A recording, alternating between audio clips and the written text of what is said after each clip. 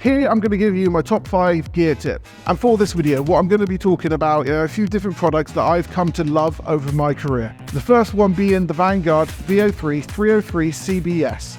It's an incredible tripod, and when I first got given it, I found out it could do something that a lot of other tripods can, and that is create a very unique and different shot whilst also still being a tripod.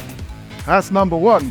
Number 2, what I'd say is look at legacy glass. By legacy glass, I mean any old film lenses. They can also be incredibly affordable as well. One of my favourite lenses that I own personally is a 55mm f1.2 FD. And this lens has incredible bokeh, and it was only $180 when I bought it out in America. The other side of legacy lenses, when you pair them up with mirrorless cameras, when you take away the adapters that you would use on a legacy piece of glass, you've actually got a little bit of distance there to still be able to move around the legacy glass in front of your camera.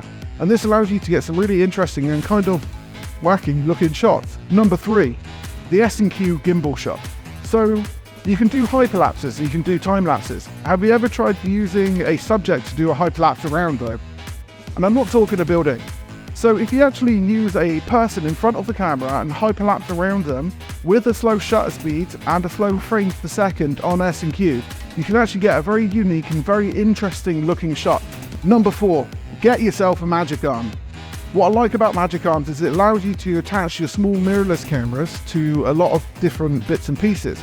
So doing some jobs in the food industry a little while back, I went to a donut shop and we took a tray, attached my camera via a magic arm to that tray, and we flipped some donuts up in the air.